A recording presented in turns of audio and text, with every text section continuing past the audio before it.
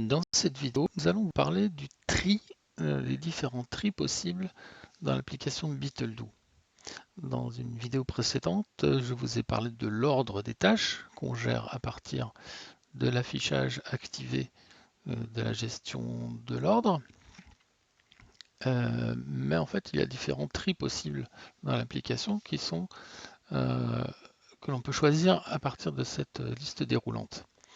Par défaut, les tâches sont triées par date d'échéance, ce qui est relativement logique.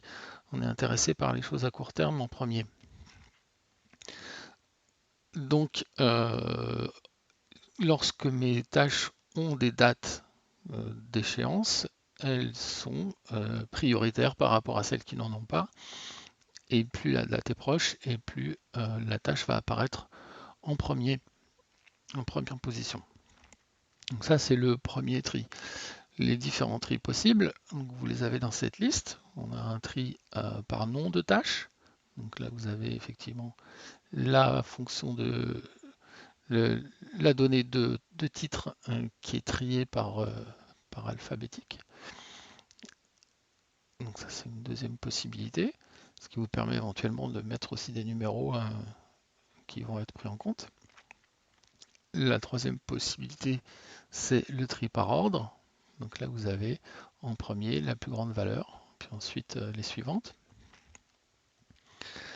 Et vous avez aussi possibilité de trier par le choix, la liste de choix. Donc vous avez une vidéo qui vous explique comment mettre en place une liste de choix.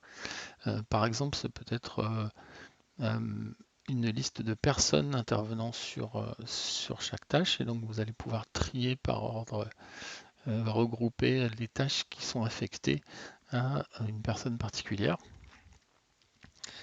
Et puis, vous avez une dernière possibilité, c'est le tri par terme. Alors ça, ce tri s'applique en fait, le terme, c'est une donnée de la liste des objectifs. Donc c'est au niveau des objectifs que vous allez pouvoir trier par terme. Ici, pof, avec en premier lieu ce qui est en court terme. Voilà pour cette fonction de tri. Ce qui est important de savoir, malgré tout, c'est que le premier tri, le tri de base, c'est l'ordre des tâches.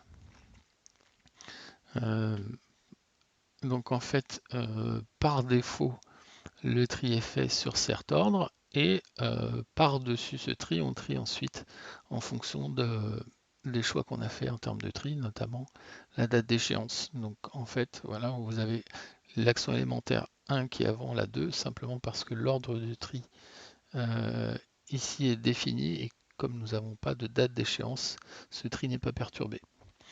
Voilà pour cette fonctionnalité de tri qui vous permet de gérer plus facilement des quantités de tâches qui peuvent devenir très vite importantes. Voilà, voilà.